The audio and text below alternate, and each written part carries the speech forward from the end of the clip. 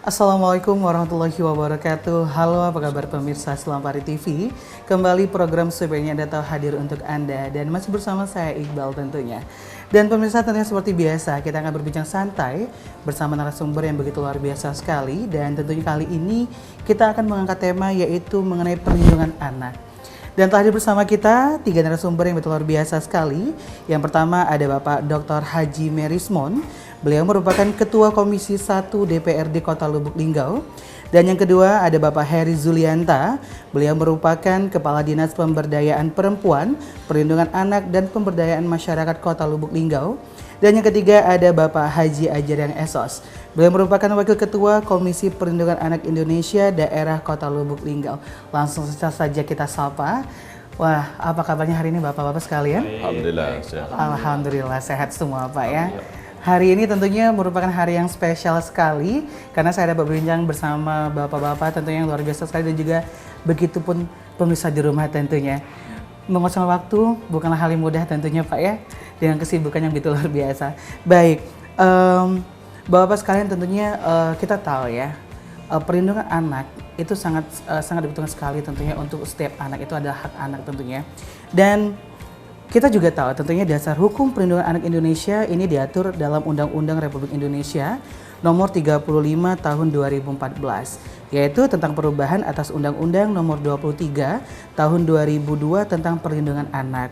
Nah, untuk menyikapi Undang-Undang Nomor 35 Tahun 2014, Komisi 1 DPRD Kota Lubuk Linggau ini mengusulkan peraturan daerah inisiatif tentang perlindungan anak. Dan dikabarkan rancangan perda ini dalam waktu dekat ini akan dibahas oleh DPRD. Baik, saya akan bertanya yang pertama kepada Bapak Merismon nih Pak ya. Bagaimana nih Pak tentunya untuk informasi mengenai Raperda Perlindungan Anak ini sendiri Pak? Ya, terima kasih. Assalamualaikum warahmatullahi wabarakatuh. Menarik sekali tema yang kita angkat pada hari ini terkait dengan masalah perlindungan anak. Permasalahan perlindungan anak ini merupakan permasalahan yang kompleks dan holistik tentunya, dan tentu harus ada political will, harus ada kemauan, harus ada koordinasi yang baik antara pemerintah daerah, DPRD Kota Lubuk Linggau, KPAID, dan stakeholder terkait, dan juga melibatkan lembaga swadaya masyarakat. Kita dari DPRD Kota Lubuk Linggau, seperti disampaikan tadi, melihat permasalahan yang ada di Kota Lubuk Linggau terkait dengan masalah anak. Ini cukup banyak permasalahan yang kita hadapi. Data yang dirilis oleh KPAID di tahun 2018, sesuai dengan pernyataan Ketua KPAID, di tahun 2018 saja, kasus yang terkait dengan masalah anak ini lebih daripada 20 kasus. Sebagian kasus itu menyangkut permasalahan tentang kekerasan terhadap anak dan masalah keluarga. Nah, melihat banyaknya masalah yang ada di Kota Lubuk Linggau, khusus masalah anak, DPRD melihat ini harus dicarikan solusi, harus dibuatkan regulasi agar memang permasalahan anak ini bisa diselesaikan. Terkait dengan permasalahan anak yang sekarang marak, kami melihat bahwa permasalahan ini tidak berdiri sendiri. Juga berhubungan dengan masalah keluarga. Maka alhamdulillah, sebelum kita membuat perda inisiatif tentang perlindungan anak, kita juga sudah mengesahkan peraturan daerah tentang perlindungan keluarga. Nah, harapan kita, perda inisiatif tentang perlindungan anak ini akan menjadi payung hukum bagi pemerintah daerah dan tentu semua lapisan masyarakat untuk memberikan hak dan kesejahteraan bagi anak. Ada dua hal penting yang akan diatur dalam perda ini. Yang pertama adalah bagaimana kita melindungi, mengadvokasi hak-hak anak, dan yang kedua adalah bagaimana kita memberikan kesejahteraan terhadap anak. Itulah hal-hal substantif yang akan dibahas dalam peraturan daerah tentang perlindungan anak. Kemudian yang kedua, yang ingin kami sampaikan bahwa sesuai dengan instruksi Presiden terkait dengan kota layak anak, bahwasanya perda tentang perlindungan anak ini merupakan salah satu syarat untuk daerah, kota, untuk mendapatkan status kota layak anak. Nah, kami sampaikan di sini bahwa Lubuk Linggau secara geografis ya, dia merupakan daerah perkotaan. Dan permasalahan yang ada di daerah perkotaan, masalah perlindungan anak, masalah anak di daerah perkotaan tentu berbeda dengan permasalahan anak yang ada di daerah kabupaten. Untuk mendapatkan predikat kota layak anak, ya, ada 24 indikator yang harus dipenuhi oleh Kota Lubuk Linggau. Dan ada 5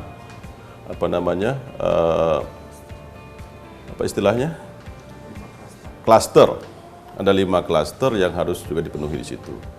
Klaster yang pertama atau indikator yang pertama itu adalah terkait dengan kelembagaan. Kelembagaan ini terkait dengan kebijakan dan regulasi. Kota layak anak itu akan didapatkan kalau seandainya Lubuk Linggau memiliki peraturan daerah tentang perlindungan anak.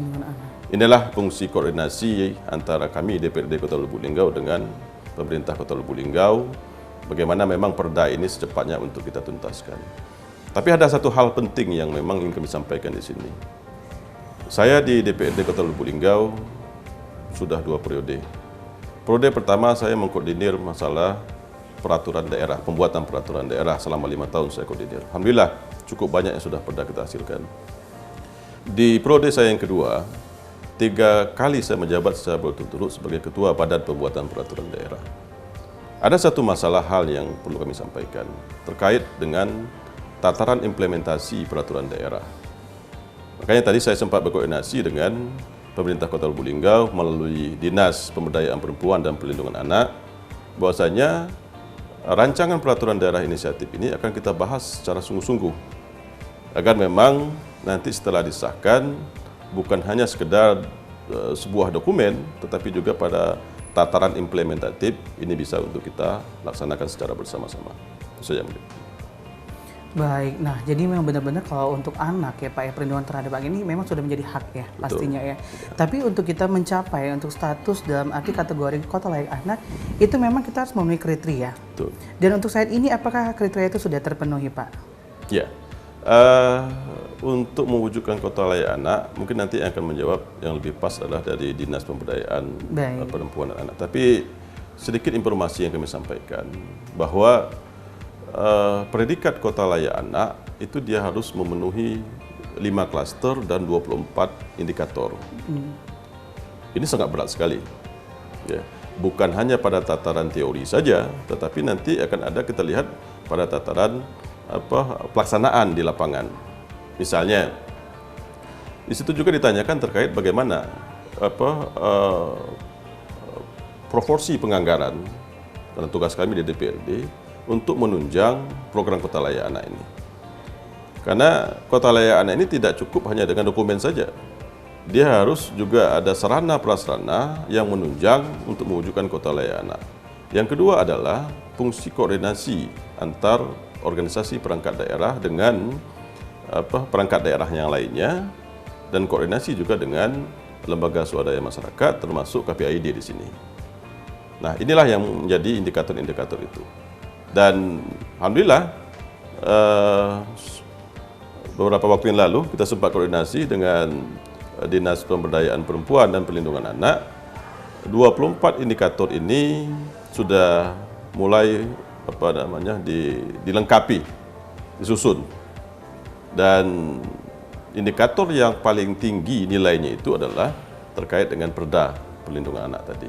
Jadi Insya Allah ke depan ini fungsi-fungsi koordinasi akan terus kita tingkatkan sehingga Lubuk Linggau bisa meraih predikat kota layak anak.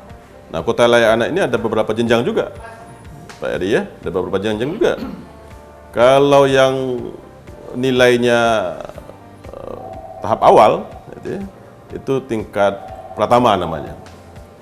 Yang kedua ada madya, yang ketiga ada utama, dan yang keempat barulah nanti disebut sebagai kota layak anak. Jadi hari ini dan ke depan tentunya kita mempersiapkan semua persiapan-persiapan yang diadakan. Dan insya Allah nanti di pertengahan Maret ini akan ada tim verifikasi yang turun ke Kota Lubuk Linggau, yang datang ke Kota Lubuk Linggau melihat secara real kondisi yang ada di Kota Lubuk Linggau terkait dengan kesiapan sarana prasarana infrastruktur dan sebagainya. Baik, terima kasih untuk Bapak merespon, dan tentunya sesaat lagi saya akan bertanya kepada Bapak Heri Zulianta dan juga Bapak Haji Ajariang tentunya, dan kita jeda sejenak tentunya karena ada yang akan lewat Bapak. Baik, masa di rumah tentunya jangan kemana-mana, tetap bersama kami hanya di Sebaiknya Anda Tahu.